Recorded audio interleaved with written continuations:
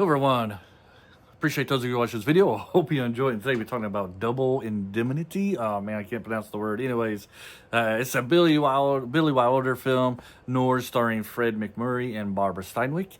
This is one of those movies that shows that how an ordinary man can completely destroy himself, not because he's evil, but because he gives in to desire, and exactly what happens to our male lead here, Walter Neff. He's an insurance salesman who meets Phyllis, I was supposed to say Phyllis, I can't pronounce her last name, played by Barbara Stanwyck, while trying to sell insurance to her husband.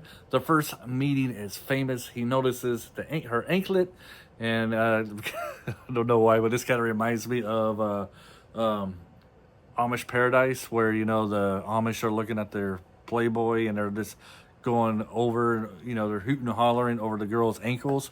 Well, it's kind of similar. He sees his girl's anklet, and, you know, he's kind of attracted, and let's say Barbara Stanwyck, you know, is an attractive lady as well, and so, you know, he kind of gets that attraction to her overall. But Walter he is not a criminal at all. He's a straight, narrow guy. You know, he's just trying to sell insurance. But he sees this attractive lady who's wanting insurance, and she's coming on to him, you know, and he starts to think about, you know, being with her. And, you know, it's kind of hard to get divorced. So, you know, she never outright says, get rid of my husband, but she's kind of hinting around to it. And, you know, this desire to be with her is growing stronger and stronger. So he comes up with a way to eliminate the husband, and she's kind of encourages it. She's not, you know, saying don't do it, or, you know, you're going too far, or we shouldn't do this. She's kind of like going along with him on this. But there's a problem here. The guy has a daughter named Laura, and she's kind of like the good girl. She's kind of like the angel on his shoulder. So after, you know, they talk about it and they get rid of the husband, you can say that Barbara Stanwyck's character represents the devil, the daughter represents the angel, and after her father dies, you know, she doesn't know that he's involved in it, but she suspects that her stepmother is involved in his murder or in his death, because her past husband died in a weird, suspicious way as well. And so she kind of, seeing her being in the way that she is, kind of gnaws away at his conscience, and he's willing to turn himself in. But Barbara Stanwyck's character, Phyllis, is not having it. You know, she's trying to keep him on the straight and narrow here. Not straight and narrow, trying to keep him off the narrow, and trying to make him not tell the authorities what's going on, to do many tricks to hide their murder. It's almost the perfect murder. If it wasn't for him, maybe they would have got away with it. Let's see here.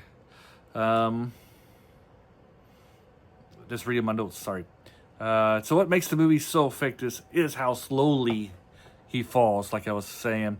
Once he starts thinking about it, he can't. Behind the scenes here, for those of you like behind the scenes stuff, Billy Wilder actually had a hard time fighting his two leads. Barbara Stanwyck didn't want to play Phyllis at first. She was worried the character would ruin her reputation. Phyllis is manipulative, dark, and downright evil, especially by 1940 standards. So Wilder had to convince her, and basically, according to legend, he told her, do you want to be an actress or a mouse? And that kind of hooked her. So she decided to play this role, and she does a fantastic job, excellent job with that. And then, so basically, you know, he just reminded her that great actors take risks and play uncomfortable roles, and thankfully she did agree. Wilder also suggested to cast a male lead. He went through several actors before landing on Fred Macmurray. At the time, Macmurray was more known for playing nice, wholesome characters, which he is at the beginning of this movie. But as you slowly see him, everyday man, fall into these temptations, Macmurray really nails the character of this movie. And then, you know, the crime and consequences. They go through the murder, staging it to look like an accident so they can collect on double indemnity clause in an insurance policy, which, you know, was more than what the regular insurance was. If the guy died in a certain situation, she would have collected double the money.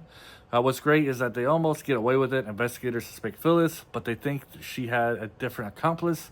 Walter is basically in the clear, but guilt catches up with him. His conscience catches up with him. And in the end, Walter does one decent thing. He has left with him, and he tells the truth. And it kind of the movie starts off with him telling the truth, and then he tells the story through his point of view. The writing is very sharp. It's iconic. The score is excellent. Billy Wilder's direction is precise, cynical without being flashy. Freddie Macmurray is fantastic, especially if you're used to seeing him play wholesome roles, which I am not. This is the only movie I've seen.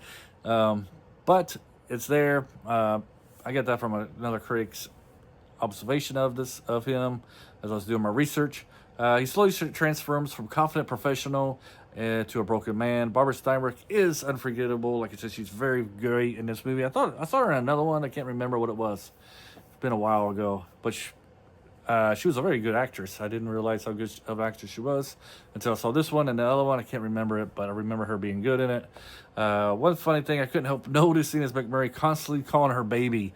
Kind of reminds me of Evil Dead with Bruce Campbell, always saying, you know, kiss me baby and stuff like that. He calls her baby like throughout the whole movie, which I found kind of funny. Overall, this is a perfect movie. It's on Amazon Prime. If you like murders, suspicions, or want a good noir movie to watch, this one is for you. Loved it. I might watch it again, actually.